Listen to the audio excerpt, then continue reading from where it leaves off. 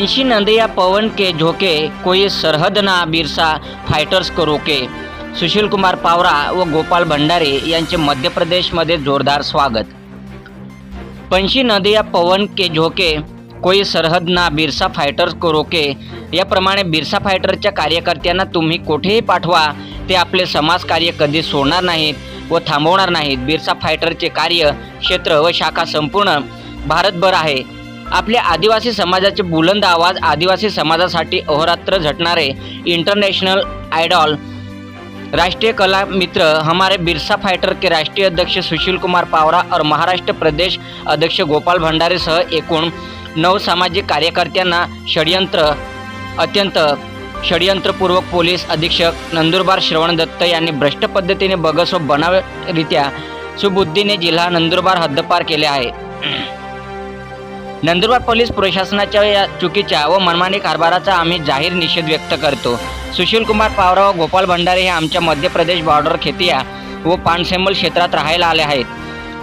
त्यांचे आम्ही हार्दिक स्वागत करत आहोत. राजकीय पुढारी व पोलीस अधिकारी आम्हाला त्यांनी कितीही त्रास देण्याचा प्रयत्न केला तरी आम्ही आमच्या हक्क व अधिकारांची लढाई लढत राहू. आम्ही बिरसा मुंडा तंट्याविलचे वारस आहोत. आम्ही मरेपर्यंत समाजकार्य करत राहू, अशी प्रतिक्रिया पानसेमल येथील सामाजिक कार्यकर्ता विजय बर्डे यांनी दिली. यावेळी जयस बिरसा फायटर्स, वीर एकलव्य ब्रिगेड सह अनेक संघटनांचे पदाधिकारी उपस्थित होते.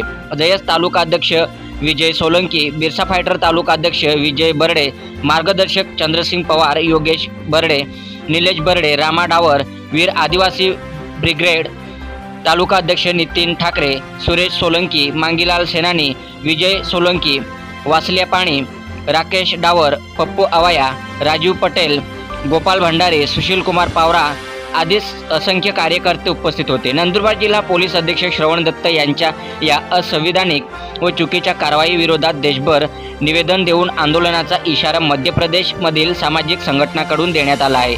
सातपुडा न्यूज वाहिनी, नंदुरबार. ये पंछी पवन के झोंके, कोई सरहद ना इन्हें रोके. इस तरह आप बिरसा फाइटर्स के कार्यकर्ताओं को जहां भी भेजेंगे वे अपना सामाजिक कार्य कभी नहीं छोड़ेंगे.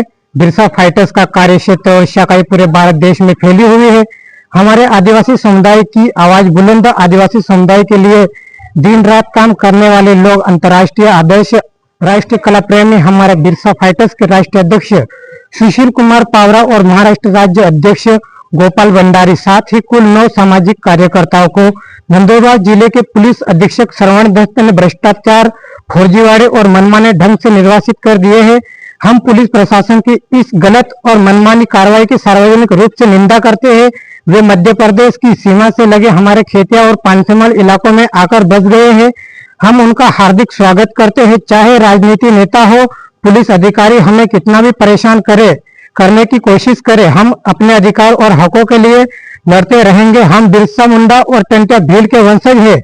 हम अपनी मृत्यु तक समाज सेवा करते रहेंगे.